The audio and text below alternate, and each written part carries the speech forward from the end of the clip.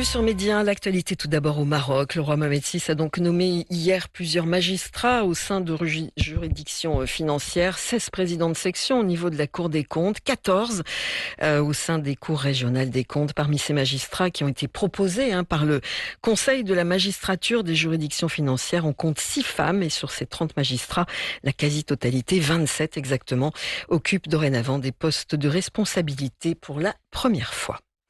Le sommet de la Ligue arabe, il s'est donc ouvert hier à Alger, sommet auquel ne participent pas de nombreux dirigeants de la région, à commencer par le roi Mohamed VI, mais aussi Mohamed Ben Salman ou bien le roi de Jordanie.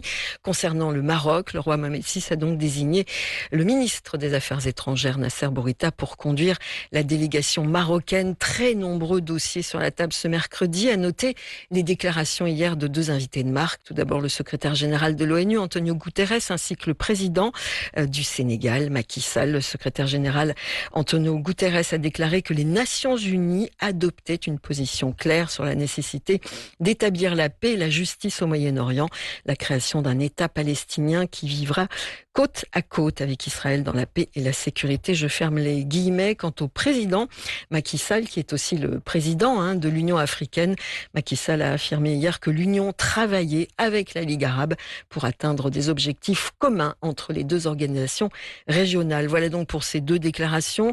Il sera question évidemment lors de ce sommet de la situation politique en Libye ainsi qu'au Liban, la situation des réfugiés dans de nombreux pays arabes et puis la situation aussi de l'autosuffisance alimentaire. Nous allons bien sûr y revenir. Beaucoup de choses à vous dire sur les élections. Tout d'abord, au Brésil, Jair Bolsonaro est enfin sorti du silence hier, 2 jours après sa défaite face à Lula da Silva.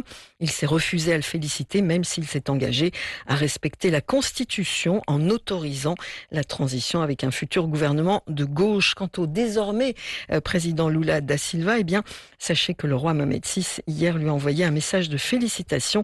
Lula da Silva qui a été invité très officiellement aussi à participer à la COP27 en Égypte. Elle commence à la fin de la semaine.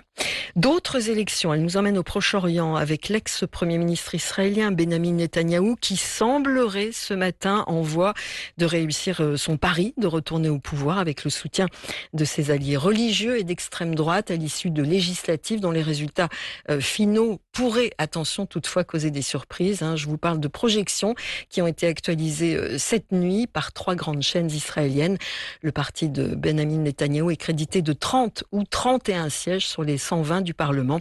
Devant la formation Yesh Atid, il y a un futur du Premier ministre sortant, Yair Lapid, qui lui récolterait entre 22 et 24 sièges.